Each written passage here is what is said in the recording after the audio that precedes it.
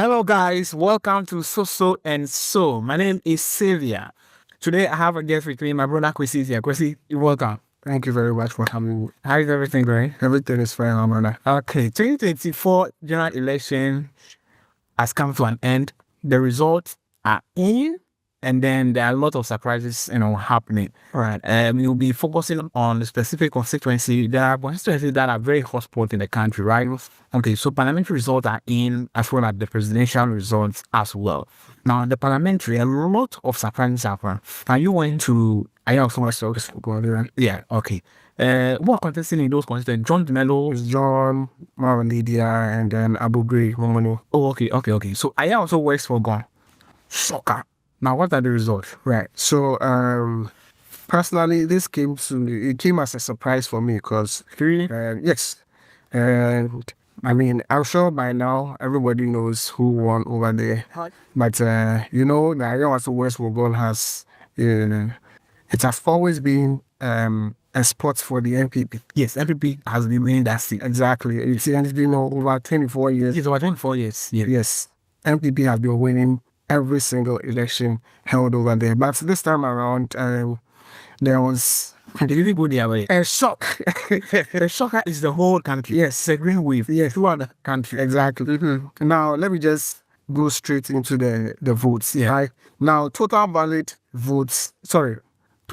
cast was 68,384. That means the tenor was low. Yes, it was low. And that one is across the country. Exactly. I mean, because it's not just it's not just there. Yeah, almost every part of the country, the turnout was really low because most people were not really much interested. It's voters primary election. Want to come out and vote, yeah? Exactly. So, like I said, the total vote cast was 68,384. The total valid votes was 68,127. And again, total valid votes, 68,127. Mm-hmm. The rejected ballots was 257 votes. Rejected ballots, 257 votes. That's quite okay. Mm-hmm. Because, and it's not surprising as well, because I also have a lot of, students from graduation over there, and most of the upper class are that question. Exactly. So the reality is somewhat okay.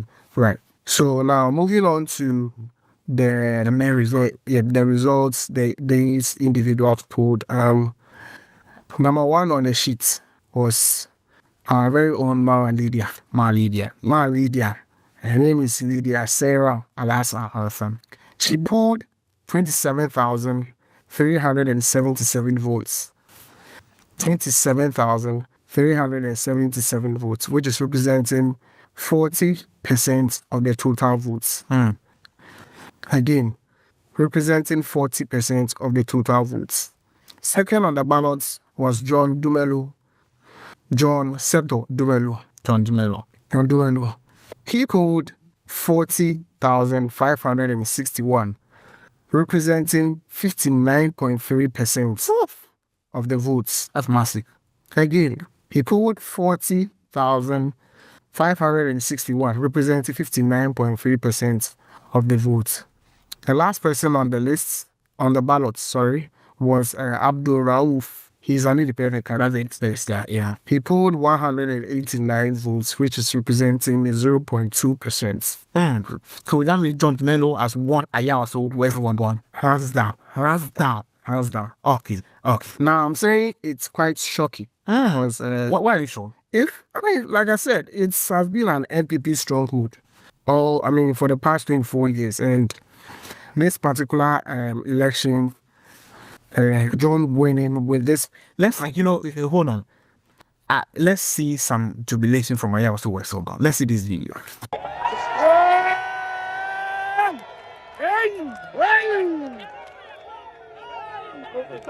Congratulations.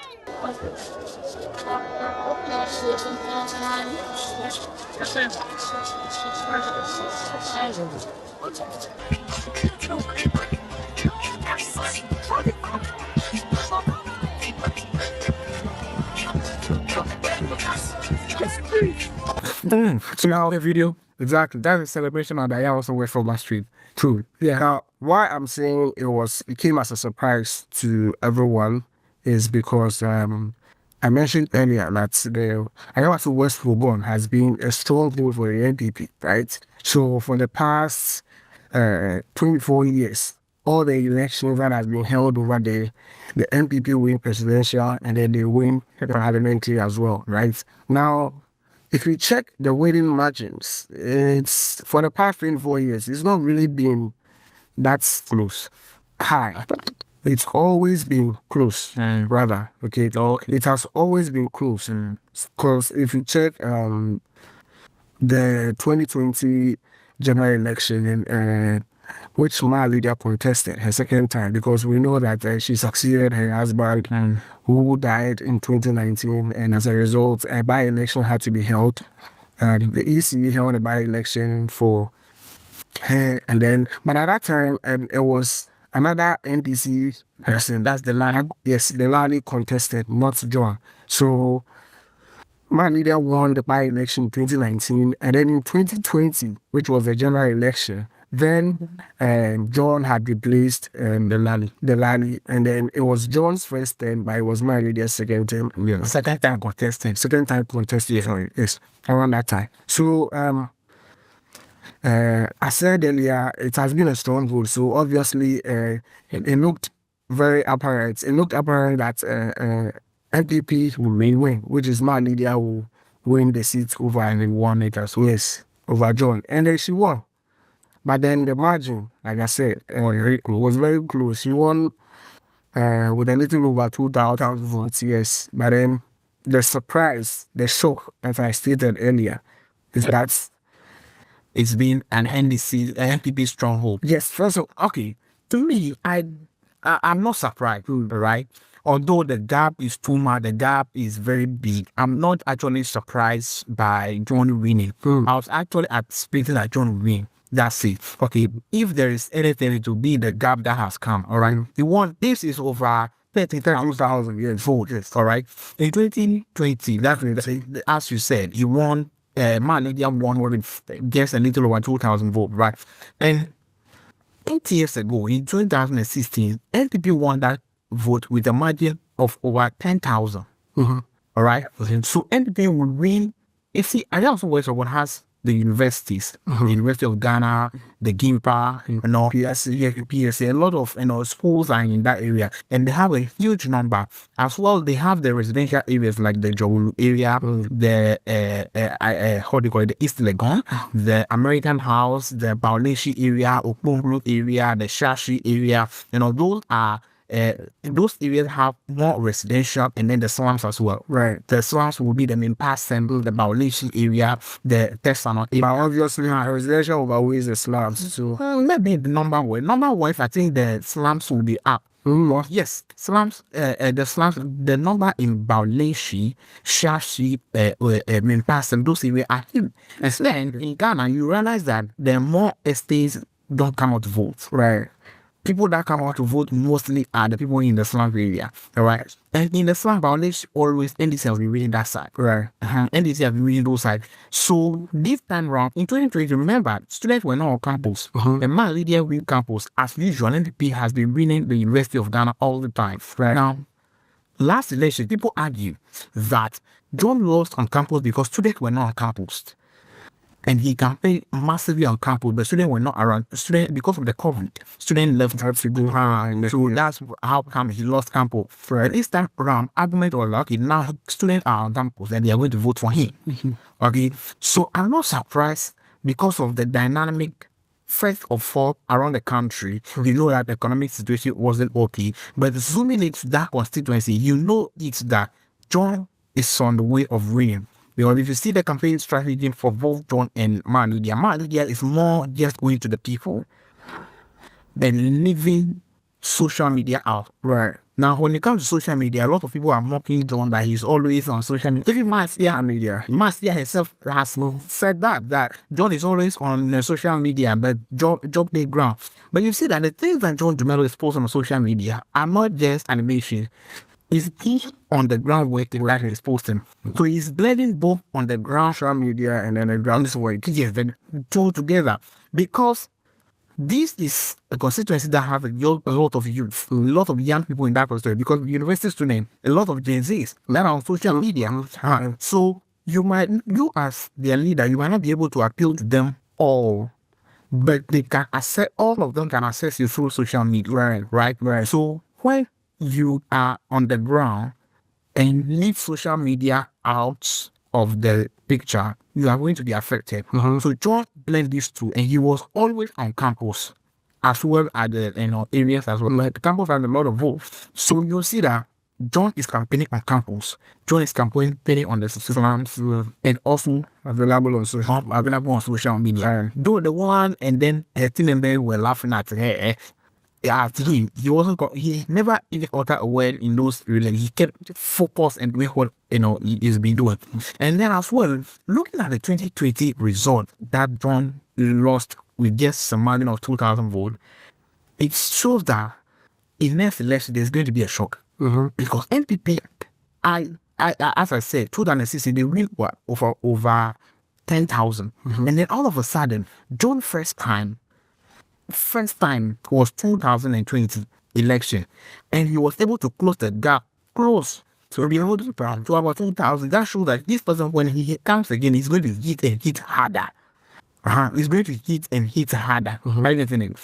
So I see that he will win this election based on the previous result, based on the campaign strategy that he has adopted as well. He's going to win, and then you'll see that. And also West Warborn, as I said, being visible on social media, the 2019 by-election was another, bad thing bad dent on the NPP because of the violence that took place over there. You realize that the NPP presidential candidate, His Excellency President John Dramani Mahama, has been, hitting on that all the time. That whenever that you want to talk about election violence in Ghana, you have to talk about Senaya so about by elections that have led one person even paralyzed now at Bauleshi because he has been shot in the leg by the so-called Azubu boys. Okay, so that already is there, which will make people vote against the NDP. Okay, so I also by violence at the that election is also another thing. You can say that after that 2020, NPP won again, but NPP lost in violation. Are you getting it? Right. So that one alone is another factor that it would be hitting Mali there negatively. Now, the vote buying, Ghanaians, you see the NDC has been campaigning that they know NPP will come and bribe through, will come and give them gifts because they've been in power for 8 years, they will have the money. So NDC has been campaigning that when they bring the monies, take it and vote against them. Are you saying it? So John campaign on that, NDC, the whole NDC campaign on that they'll bring the goodies. And then NDC also fall into that trap. And Mali, they fell in that trap heavily by campaigning with a lot of goodies. You see a bag of rice, oil, sardine, chicken being given out to people and students as well. And these people are campaigning and you bring them those things, take it and vote against them. And then you're also going ahead giving the goodies. So man, they shared a lot of things. And you see that popular video that came out from the security man that was giving oil and then a bag of rice. And then he came out to say that you gave me this thing for me to vote for you, I'll take it, but I'll vote against you. Later on, there were videos that a man has been, arrested by the security team, and then there was a threat that he's going to be sacked of his position. Now, the information that came out was that is from the MPP, and UDS team want to sack the man from his post. Later on, President Mahama came to Ayahuasca West Ogun and said that he's seen the video and he's seen the man now being threatened that they are going to sack him. But when NDC win power, he will reinstate the man to his position. That is massive. So that will not buy only the man, but will buy the general masses of the people. Right. So a lot of people were waiting, negatively for man earlier. Yeah. Then the last shocker was seeing lying on TV during the special voting on Monday. The special voting. There were wide video on social media of she herself distributing food to people in the queue. That's the security people, the special voting that took place on Monday. So she was distributing food and items to people. Videos were there. Yes. Now she was interviewed that she know that is illegal. And she said that she didn't even say that she did not distribute the food. She said she wasn't at the police station at the first place. That's a lie. That's a lie. On TV, that video went very viral. Now, you are not contesting in just any mere constituency. This is a also West Summer. Students, intellectuals. So you cannot look into their eyes and lie directly that no, you were not there. Not that you didn't even do it. You were not there at all. But they see your video, they see your image. This is on the visual. You are distributing food. The people are there. You are standing beside them and instructing them that give this, take this, pick this, pick this. Now you came on there to say that you did not do it. That was the last shocker that hit my media. And I knew that, no. Already from the beginning, I knew John is going to win. But with that last minute mistake that she did, I knew that, no. I pick my John. My John. And interestingly, John also didn't, respond huge to that. She just left it like that. And and the people, there are some things you just leave it as rhetorical. Let the people judge. And then they judge massively. And you see the result, although the result happened all across the country, that it was a tsunami that hitting the NPP all around. The whole country is great. Even in Ashanti region, although NPP has won, NDC has, neutralized the blow, in a way. Sugar was Eastern region, getting almost 50-50. Right. So you see it right from the beginning that John is on the way of winning. And then he hit well. Or you see, I also West Woburn, their popularity is not only because John is contesting. One, the by-election made them popular, and then John as well in her. And then, as usual, campus. You see, Lydia's team trying to laugh at John that is the consistency of intellectual. And kind of sounded like John, as if John is not an intellectual person, kind of. But he doesn't respond to those arguments. He's always quiet about those things. Not to say that I am intellectual, I'm not yet. He's always quiet on those things. Because the election is not about whether the person is qualified. The fact that EC has approved that this person is qualified to vote. Right.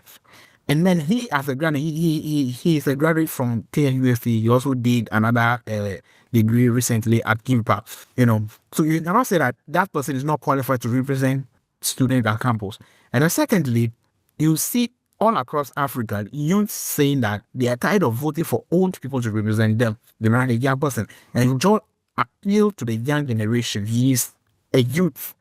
During his campaign, you see him in the hostel eating with the students in Rumi, playing FIFA game with the boys. So he's vibing with them. So you will see that the betting tax was also huge in this election. Yeah, people saying that NDC saying when they can do cancel the betting tax. And John, he's been sharing those odds on social media. So the youth are saying they are going to vote for somebody who, when they are enacting law, they are not enacting the laws for the people.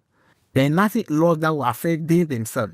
So it's like, we youth, we are here. We want a youth to represent us so that whatever that you are doing out there will not just come and affect us, but will affect all of us, including you. Yes. So when you are a group of fishermen, elect a fisherman to represent you so that whatever that you do will affect you.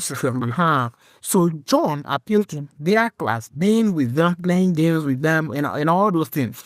Attending to their needs when there's water shortage on campus. He doesn't only bring the water. You see him carrying the water, helping them to carry their bucket of water to their rooms as well. When he provides a bus to transport students from campus to a home or bring them back, he's not just bringing the bus there. He's helping them carry the luggage and putting in their So all those things makes John look like a politician that is not out there talking to them, but with them, fighting against them. That is the kind of strategy that he can use, and it worked very much. I'm not surprised that John has win, and he did not just win. He actually Man, they are like this is a shocker. Although NDP has been shocked in this election, man, just has been smooth and we must congratulate John and then his team. They did absolutely marvelous. That is a cracker. That is a hit. And we must also congratulate John and his team. They worked very hard, and this constituency, as you said, always end to be a hard winning. The feeling the chief of staff, Freeman Opare, contested in that constituency, lost and won that constituency for the NPP. A lot of big wins in the party has, won that constituency. And then Leader's husband, Mr. Boachie, the people passed on, has been really massively uncomfortable. Okay, so you will see that this is not a safe zone for John. After 2020, there were reports that he's even going to the voter reading to contest the SAL election. And, I think that was a little bit true because you see John doing some farming in those areas, ginger farm and all those things. So a lot of people were thinking, okay, maybe now he will not contest here, he'll go over there. But all of a sudden, he is now contesting. And then he was, being contested by his best man, Fred Nyama, who, and they ran up to the NDC premise. That premise also couldn't have come up because of those things between John and Fred Nyama. But along the line, I think it was resolved amicably and Fred stepped down for John to contest. All those still were creating news. Election is not just for you to be quiet. There has to be news, underground. And all those things work for John from the beginning to the end. So I think John deserved the win and he won. What's you expect him to do? Are you expecting something, I mean, since he has always, like you said, you made mention in your submission that he's always been somebody who is always with the people. He doesn't sit at the comfort of his home and then order stuff around. Even if he says, "Oh, Charlie, these people are they are out of stock of this particular thing, so let's go help them." He doesn't sit at home, laid back, and then command people there. He just with them comes there and then supports them. Like I said, if they are supposed to move out into their room, they help you. He helps you move them at your doorstep, help each other, help everyone at campus, to resolve one or few things. Like the whole thing with the surprise. My surprise is with all that is being said, and we knowing that it's been an NPP struggle. I mean, even if he had won or he would win. Me personally, even if you would win, I was thinking that you wouldn't kind of match because it's a strong vote for the NPP. Yes, so I was expecting maybe like some few hundreds of votes over, my ladies, but Charlie. What God you really did for us? You only did for the people. You did for the, I did for you. He did for them, yeah. And the people for yeah. So he did very well. It wasn't just any hundreds, 10,000 plus to 13,000. That's massive, man. That's massive. And then because election. You can't be too comfortable. Right. You can't be too comfortable, especially in a place like Accra. You can win with 10,000 today, the next election you lose with 20,000. Mm-hmm. So our advice to John is that he shouldn't stop being who he is. Exactly. He should be the same John Dumelo that the student knew. He should do for the people because he's been there for him. Yeah, as we did for them at the beginning, continue to do for them. Because now, you will be going to parliament. Lydia will not go to parliament. She will be the constituency. So whilst you are at work, she'll be campaigning. Exactly. So any opportunity that you have, there's campus, be with the people. He didn't start his campaign just now. He started far back for his working in that area, helping the even when he made his political aspirations known, he was working in the background. Yes. Yeah. Yes. So he's been with the people for a very long time. And then after the 2020 election, just a day after he lost, he started a campaign for the next election. Right. He started working. So he didn't stop. So now if one today, tomorrow let the campaign start for the next election. That is if you want to continue, and I'm sure he wants to continue. Right. So continue to be the same John that will fetch water for the students. Mm-hmm. Although you are an MP, continue to carry the water for them. Continue to help them carry their luggage to their buses. Continue to go with the boys to play FIFA game, continue to eat with them. Now, it's not just an actor and a popular person eating with them. This is their end dining with them. Continue to be the same affable person. Don't now go and carry security bodyguards around you when you're coming. Then they started pushing people. Leave it. Nah, John is coming. Like, move. John is coming. The title has come. What happened to the NPP should be a big lesson to the NDC new team, right? Because the arrogance of power, the arrogance of power was very massive in the NDP government. Abuse of power. I am the boss. That thing has made the call be losing their seat. So John shouldn't fall for that trap. Already you are popular. You have nothing to lose. You are John. Or now you are even an MP. Don't go bring voice now when you are coming. Nobody can access you now. John, when you test him, no matter the time, when you test John, he will reply you. When you test him on the Snap or WhatsApp, he will reply you. Be the same person. Now reply people all the time. Right. Be the same person that when they call you, you respond to them. Be with them. Like, vibe with them the same way. Don't be different. Now, you are coming on couples in suit and tie at the top delivering speech. No, don't be that kind of politician. Be the politician in your same shorts and knicker, vibe with them, and you'll be there for a very long time. Congratulations, Honorable John Dumelo, MP for Ayawasu West Guado. This is also so. My name is Sylvia. I did this with Kwesi, my brother.